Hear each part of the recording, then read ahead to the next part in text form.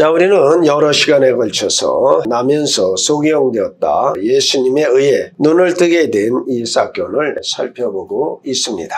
이 사람에게 처음 부닥친 문제는 유대교의 지도자로부터 배척을 받고 있는 예수님께 치료를 받은 것이고 또 그 일로 바리새인들 앞에 증거한 사실 때문에 결국은 출교 처분을 받게 되어집니다. 이 소경은 자신이 원하지도 않았는데 예수님께서 오셔서 치료해 주셨어요. 오늘 본문에서도 이 사람이 예수님을 찾지도 않았는데 그가 출교당하였다는 사실을 알게 된 예수님께서 그를 찾아오셨습니다. 오늘 본문 35절에 만나사라는 말씀이 있는데 이 말의 뜻은 그냥 우연히 만났다는 것이 아니라 찾았다는 거예요. 일부러 찾아서 만나 주셨다.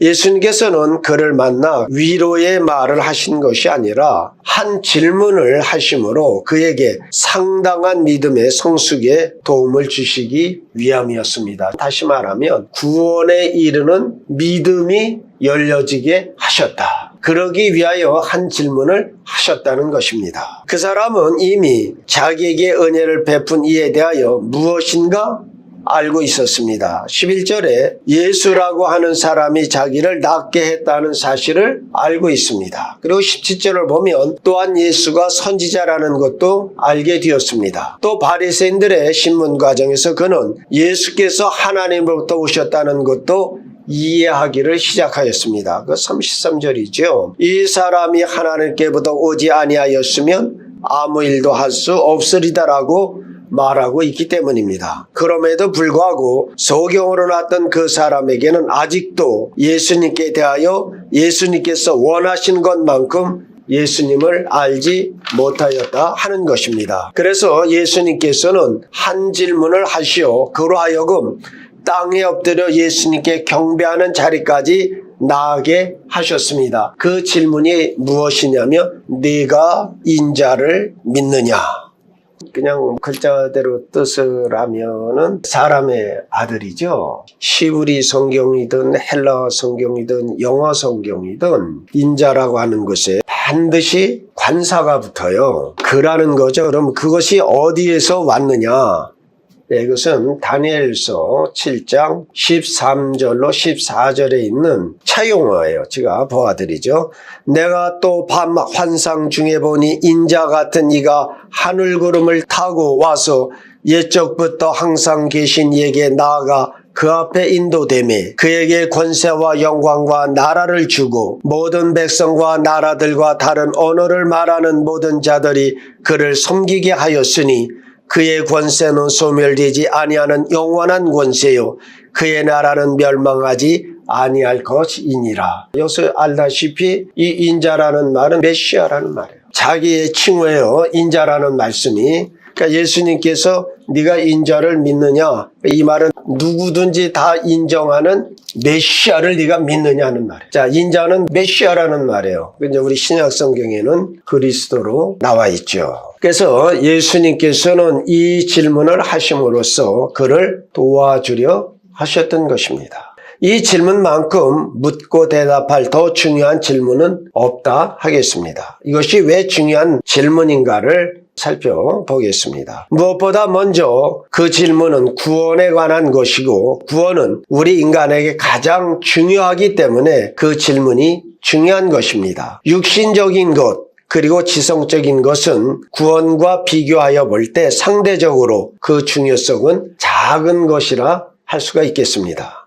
그래서 주님께서는 그의 믿음을 깨우치고 구원에 관하여 예수 자신을 의뢰할 자리로 들어가기 위하여 이 질문을 하셨던 것입니다. 우리 모두에게는 각자가 다 중요하다라고 생각하는 것들이 있습니다. 또 세상이 중요하다고 하는 것도 많이 있습니다. 그러나 우리 모든 인간에게 구원의 문제만큼 중요한 것은 없다 하는 것입니다. 예수님께서 마가복음 8장 36절에서 사람이 만일 온 천하를 얻고도 자기 목숨을 잃으면 무엇이 유익하리요라고 하심으로써 이 문제의 중요성을 강조하십니다. 구원의 문제만큼 중요한 것은 없습니다. 둘째로 이 질문이 중요한 것은 구원의 유일한 길에 관한 것이기 때문에 그러합니다. 구원의 길은 오직 한 길뿐입니다. 오직 예수님만이 길이요 진리요 생명이십니다. 구원은 예수님으로 말미암으며 예수님을 통해서이며 예수님 안에 있으며 예수님에게 속한 것입니다. 그래서 성경은 이렇게 선언하십니다. 다른 이로서는 구원받을 수 없나니 천하 사람 중에 구원을 받을 만한 다른 이름을 우리에게 주신 일이 없습니다. 구원은 오직 예수님에 의해서만 성취되어집니다. 그래서 예수님은 기독교의 중심이십니다. 기독교를 제외한 세상의 모든 종교들은 한 인물이 중심이 되는 일은 없습니다. 석가모니도 죽음을 맞이할 때 많은 제자들이 있었죠. 그 제자들이 저희가 선생님을 가장 잘 기억할 수 있는 방법이 무엇이겠습니까? 이렇게 질문을 했어요. 그때 석가가 뭐라고 말하냐? 그러한 질문으로 스스로를 괴롭게 하지 말아라. 이렇게 답을 했어요. 다시 말하면 석가모니는 내가 중요한 것이 아니라 내가 너에게 가르쳐준 도가 중요하니 그것을 깨달아라. 그런 말이에요.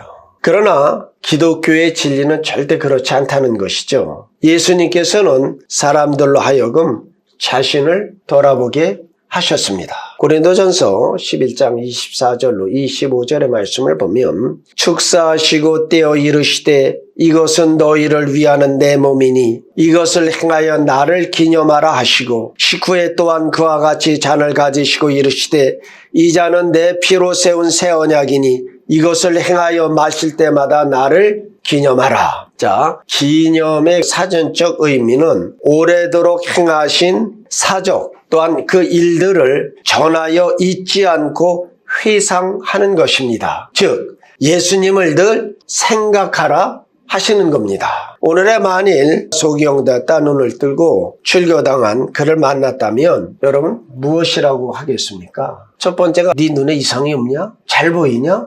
그 다음에 가장 중요한 것이 뭐예요? 이스라엘사에서 유대 사회에서 출교당했다면 살아갈 길이 없죠.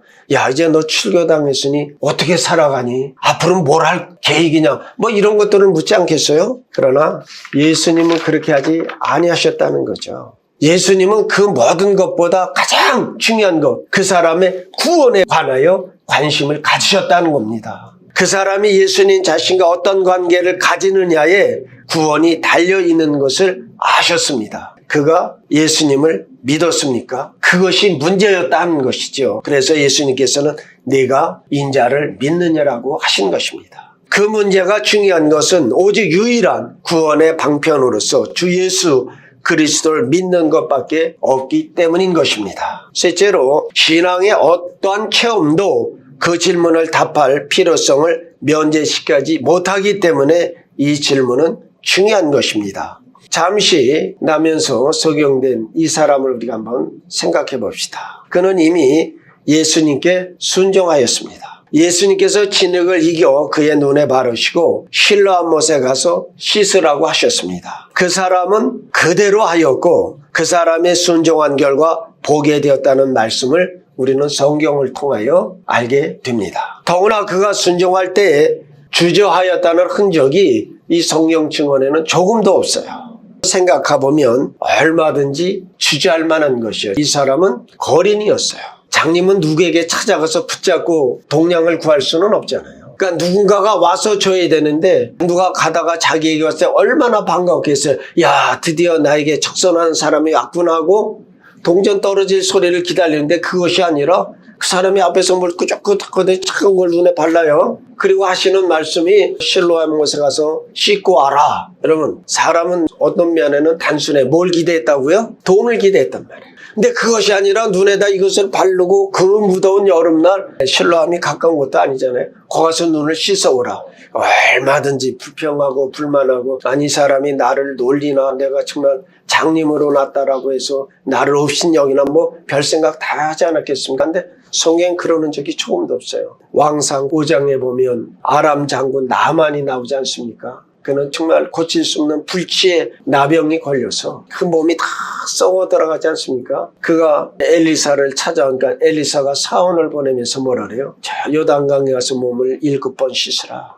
이때 나아만이 뭐예요? 굉장한 불쾌와 분노와 가득하여서 우리 다메섹강 아바나와 바르발은 이스라엘의 모든 강물보다 더 넘치고 더 깨끗하고 더 좋지 아니하냐? 아주 분기탱천하여 그러질 않습니까? 그러나 그 소경은 조금도 주저하거나 머뭇거리지 않고 그 말씀을 따라 실로암 못에 갔다는 것이죠. 그러함에도 예수님께서 그에게 오셔서 내가 인자를 믿느냐? 그 사람이 주저없이 순종하였을지라도 그 질문을 던질 필요가 있었다라고 하는 것입니다. 오늘의 수만만의 기독자들에게도 역시 마찬가지입니다. 우리가 주의 말씀에 순종을 하였을지라도 내가 예수를 믿느냐는 그 질문 앞에 서볼 필요가 있다 하는 것입니다. 우리가 아무리 철저하게 이행했다 할지라도 종교적인 규례들을 가지고는 구원받을 수 없습니다. 예수님을 믿어야만 합니다. 또한 그 사람은 순종함으로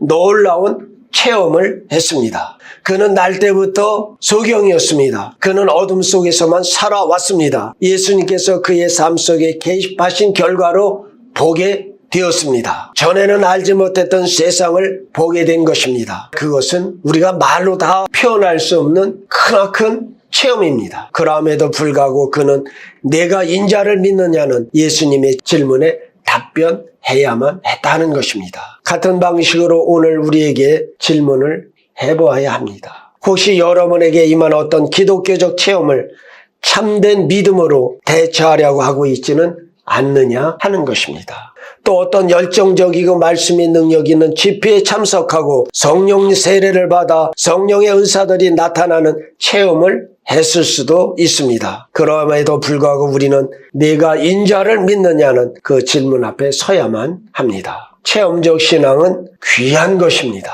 신앙에 많은 유익을 줍니다. 그러나 체험으로 어느 사람도 구원에 이르지 못한다는 사실을 기억하시기 바랍니다. 오직 예수 그리스도만이 구원하십니다. 아멘. 소경이 예수님을 위해서 용기 있는 증거를 했다는 것을 빼놓을 수 없습니다. 그럼에도 그는 이 질문에 답해야만 했다는 것입니다. 그는 놀라울 정도로 훌륭한 증거를 했습니다. 그의 증거는 사실의 기초를 잘 받고 있었고 이치로 따져서도 좋은 뒷받침을 받고 있었기 때문에 그 당시의 종교 지도자들조차도 그의 논쟁을 이겨낼 수 없었습니다. 오늘 본문 34절에서 이렇게 말씀하죠. 그들이 대답하여 이르되 네가 온전히 죄 가운데 나서 우리를 가르치려느냐. 바리새인들은 맨 처음에 그 사람이 맹인이었던 것을 믿지 아니하였다고 그랬죠. 근데 오늘 34절에서는 뭐예요? 그가 장님이었던 것을 시인하고 있는 거예요. 네가 온전히 죄 가운데서 태어나면서 그들은 뭘로 간주했다고요? 장님 되는 것을 죄로 말해요. 근데 사람은 절대로 중간에 있지를 못해요.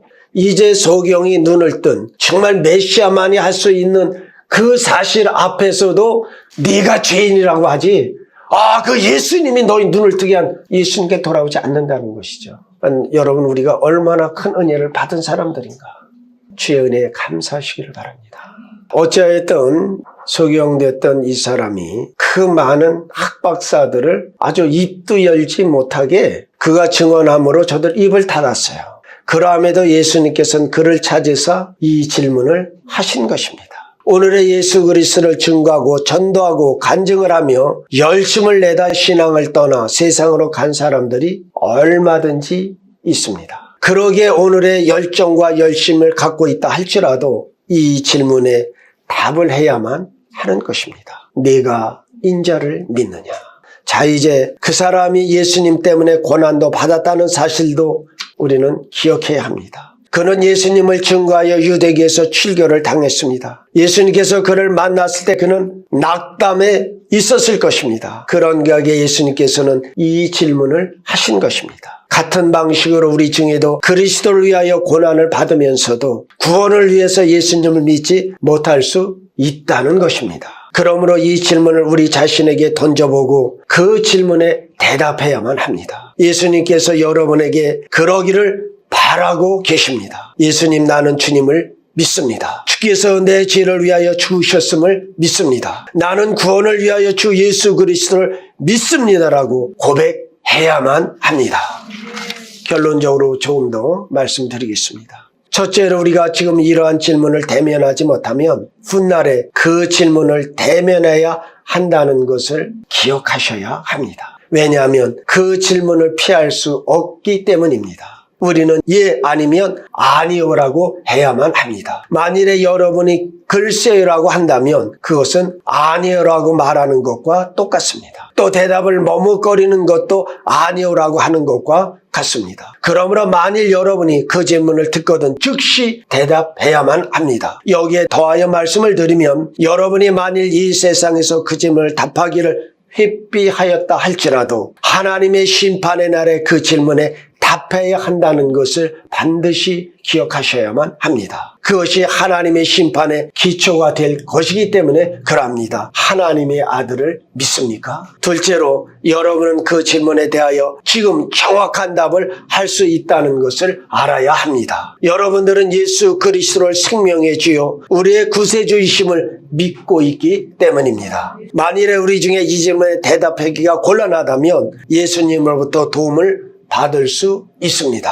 오늘 본문에 그 사람이 쫓겨났을 때 예수님께서 그에게 오셔서 네가 인자를 믿느냐라고 물으셨습니다. 그 사람은 자기가 믿는지 믿지 않는지 잘 몰랐다는 것입니다. 왜냐하면 인자가 누구인지를 몰랐기 때문입니다. 그래서 그는 주여 그가 누구시오니까 내가 믿고자 하나이다라고 했습니다. 예수님께서는 그 사람에게 네가 그를 보았거니와 지금 너와 말하는 자가 그인이라고 자신을 밝혀주셨습니다. 그 결과 그는 예수님을 믿었고 예수님께 절하게 되었다 하는 것입니다. 만일 우리 중에 이러한 문제로 어려움을 겪고 있다면 그 성경을 도우신 분에게 요청해야 합니다. 주여 그가 누구시오니까 내가 믿고자 하나이다라고 말씀드리면 그분은 자신을 우리에게 소개하실 것이고 우리로 하여금 구원에 이르는 참된 믿음으로 인도하여 주실 것입니다. 우리는 하나님의 아들 예수 그리스도, 사랑하는 성도들이여 예수 그리스도를 믿으십니까? 예, 내가 믿나이다. 이 말을 다른 사람에게도 전하여 주는 그런 성도들이 다 되어지시기를 우리 주 예수 그리스도의 이름으로 축원드립니다. 기도하십니다.